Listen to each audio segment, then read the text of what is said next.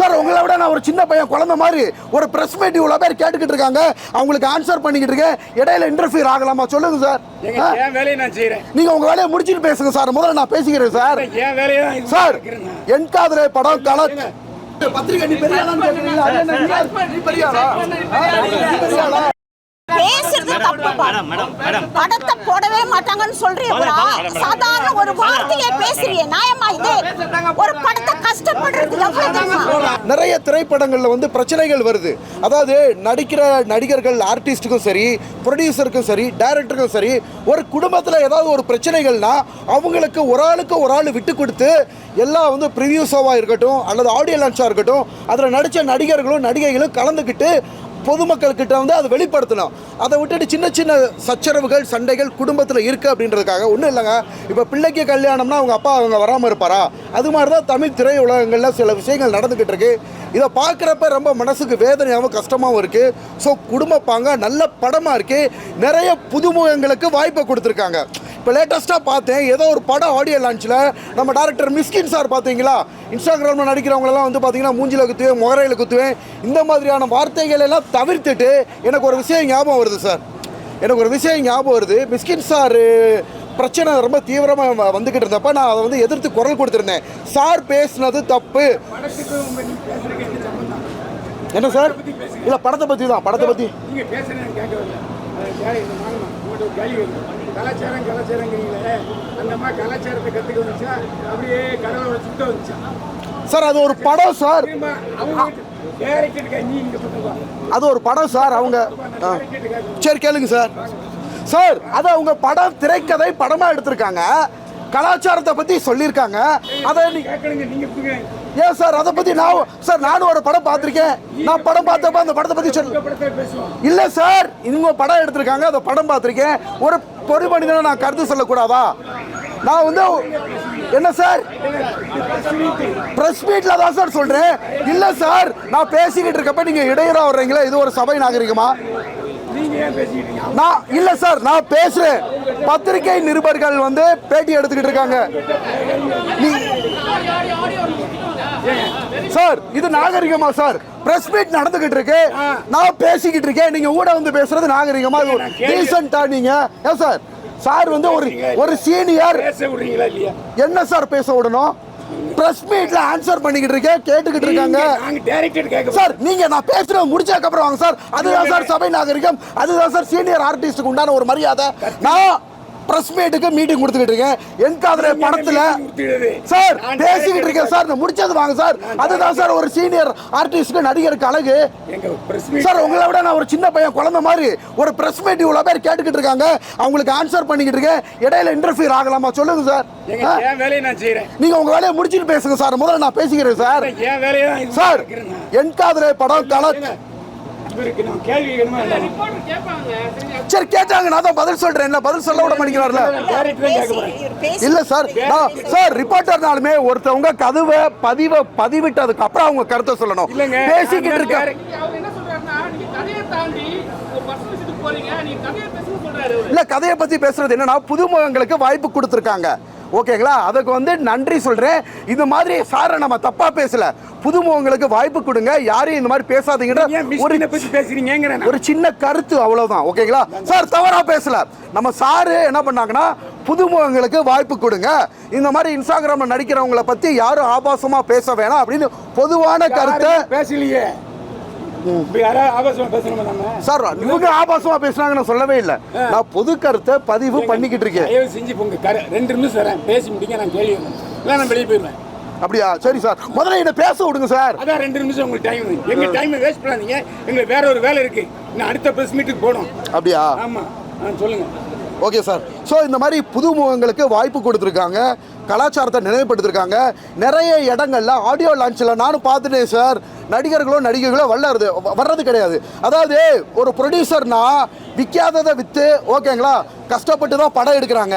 So அந்த படத்தை வந்து அவங்கள வந்து ஒரு நாயகனாக வந்து சித்தரித்து காமிக்கிறாங்கன்னா அவங்களுக்குள்ள 1000 பிரச்சனைகள் இருந்தாலும் அதெல்லாம் கடந்து வந்து பார்த்தீங்கன்னா ஒரு ஆடியோ லான்ச்சில் கலந்து வந்து பார்த்தீங்கன்னா பொதுமக்களுக்கு வெளிப்படுத்தணும், பத்திரிகை நிருபர்களுக்கும் நம்ம அதை பற்றி சொல்லணும்.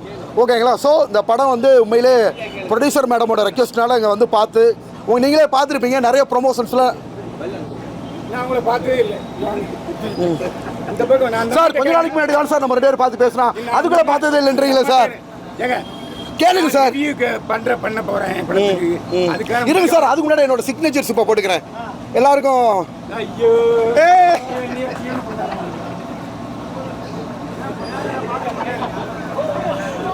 வந்தியா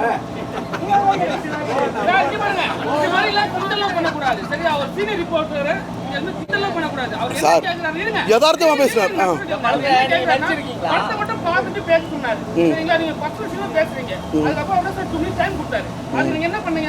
சார் நான் இதுதான் பண்ணேன், அவர்கிட்ட சொல்லிட்டு தான் பண்ணேன். இல்லை சார், சார் ப்ரீவியூ ஷோ பார்த்துட்டு வந்து கருத்து. ஆமாம், அவங்க என்ன மாதிரி ஆளுங்க சொல்லவே இல்லையா சார்? அவங்க சார் இன்ஸ்டாகிராமை தாண்டி நான் 5 படத்தில் நடிச்சிட்டேன், ஓகேங்களா? அந்த படத்தில் ஃபஸ்ட்டு படம் மே 23 ரிலீஸ் ஆக போகுது. சிறு வயசு முதல்ல என்னை பற்றி தெரிஞ்சுக்கிட்டு பேசுங்க. சின்ன வயசுல இருந்து என்ன சார், அதான் என்னை பற்றி தெரிஞ்சுக்கிட்டு பேசுங்கன்னு சொல்ல வரேன். என்ன கேட்குற கேள்விகளை நீங்கள் அவ்வளோ பெரிய ஆளா? நல்லது, நானும் பத்திரிகையில் பதிவு பண்ண வரேன்.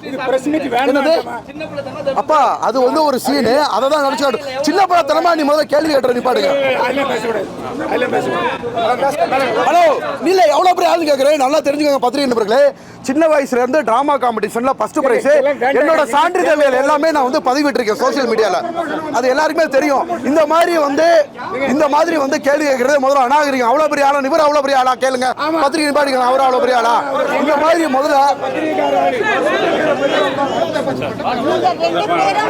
இல்ல சார், இவரை விட நான் பெரிய ஆள் தான் சார். நான் படிச்ச என்னோட எஜுகேஷன் என்ன, நான் எந்த லெவல்ல இருக்கேன், என்ன பெரிய ஆளுங்க. இவர் ஒன்றும் அப்படி ஒரு ஆள் கிடையாது. நான் படிச்ச படிப்புக்கு நான் இருக்கிறதுக்கு இவர் ஒரு ஆள் கிடையாதுங்க. இல்ல மேடம், இல்ல மேடம், நான் படிச்சிருக்கேன், எனக்குன்னு ஒரு லெவல் இருக்கு. என்ன பத்தி பேசுறதுக்கு இவர் ஒரு ஆள் கிடையாது. புறாம இருந்தா பேசலாம், இவர் வந்து அவ்வளவு பெரிய ஆள் கிடையாது. அவர் தான் சார் அந்த சார், அவர் அந்த வார்த்தையை பேசுறாரு, பெரிய ஆள் கிடையாது. நீங்க எல்லாரும் வேடிக்கை பார்த்துட்டு இருக்கீங்க. அது சொல்ல விடலாமா? அது சொல்லலாமா? அது சொல்லலாமா? நானும் முதல்ல ஆரம்பிச்சேன். பெரிய ஆள்னு அவர் தான் பேசுறாரு.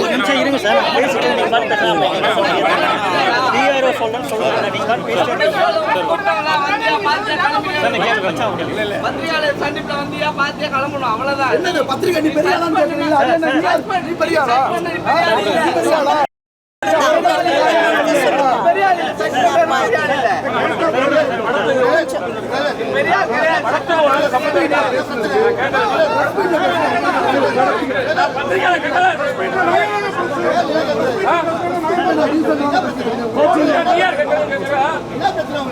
ஒரு பத்திரிகையாளர் காட்சிக்கு அப்புறம் ஒரு பிரிவியை நடத்துறது இவ்வளவு மோசமான அனுபவம் நான் தான் செஞ்சேன்.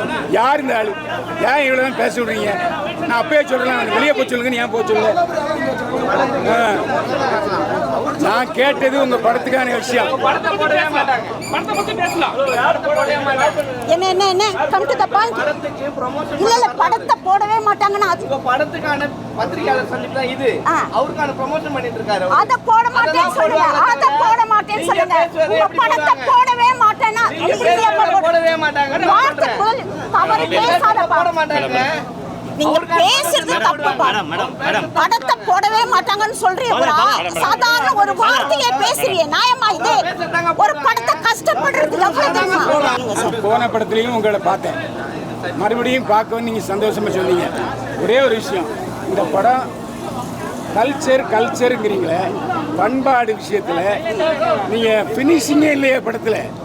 எந்த பினிஷிங்க கேட்குறீங்க நீங்கள்? முதல்ல ஒரு வெளிநாட்டு பொண்ணு கல்ச்சர் படிக்கிறதுக்காக இங்கே வரா. ஸோ அந்த கல்ச்சரை சொல்லி கொடுக்குற ஒரு இதுவும், அந்த கல்ச்சர் பிடிச்சி அவள் மனசுக்கு ரொம்ப பிடிச்சி போச்சு. அதனால் அங்கே சொல்லி கொடுக்குறவங்ககிட்ட ஒரு காதல் கல்ச்சர் படிக்க வந்தால் அவள் மனசில் காதலே வரக்கூடாதா? அந்த டீனேஜ் அவங்களுக்கு ஒரு காதல் வருது. கல்ச்சரை படிச்சாளா? படிச்சதோட்டு தான் வாழற அந்த காதல். கல்யாணம் பண்ணவன் ஏன் காலை தூக்குனா அப்படின்னு உங்களுக்கு தெரியுமா? இல்ல, கன்சீவ் ஆயிருக்குன்னு நர்ஸ் சொல்லுதே. யார் கன்சியூவாக சொன்னா அவங்க 2 பேரும் கல்யாணம் பண்ணிக்கிட்டாங்க, கடல்ல கல்யாணம் பண்ணிக்கிட்டாங்க. கடல்ல அந்த கல்யாணம். ஆமா, நீங்க பார்க்கலன்னா அதுக்கு என்ன பண்றது? அவன் சொல்றான்ல இங்க தான் இந்த கடலுக்குள்ள தான் என் அம்மா அப்பா எல்லாமே இருக்காங்க அப்படின்ட்டு. அப்போ அவ சொல்ல வேண்டியதானே, என் புருஷன் இவருதான், நீ எல்லாத்தையும் சொல்லி இழுத்துட்டு போக கல்ச்சரை பத்தி பேசுறீங்களே, இப்ப இருக்கிற கல்ச்சர் உங்களுக்கு என்ன எவ்வளவு கல்ச்சரை பத்தியே பேசிட்டு இருக்கீங்க. உங்களுக்கு நல்லா தெரியும் சினி ஃபீல்ட்ல என்னென்ன எப்படி எப்படின்னு பேசுறீங்க. இந்த காலகட்டம் எப்படி அழிஞ்சிட்டு வருது, காதல் எப்படி அழிஞ்சிட்டு வருது. அவ யார் தெரியுமா? அவ லவ் பண்றாள்ல ஒரு காதலை, அவ அந்த அத்தை பொண்ணு மனசுக்குள்ள எவ்வளவு ஒரு தெய்வீகமான பாத்துட்டேங்க. அத டீடைலா அவனே சொல்றான், நான் உன்னை அம்மாவை பாத்துட்டேன்னு. முடிஞ்சு போச்சு இல்ல. அப்போ அவ அந்த வெள்ளக்காரி காதலை அக்செப்ட் பண்ணிட்டு சுபமா முடிச்சுக்கலாமே, கலாச்சாரம் நல்லா இருக்குமே. நல்லா தான் இருக்குது. அது உங்களுக்கு நல்லா இல்லை, அவங்கவுங்க பார்வையை ஒத்து தான் இந்த படத்தினுடைய கருத்து வெளிப்படும். ஒருத்தன் வந்து கல்லை பார்ப்பான், அங்கே ஒரு காவியமாக அவனுக்கு தெரியும். ஒருத்தன் மரத்தை பார்ப்பான், அது காவியமாக அவனுக்கு தெரியும்.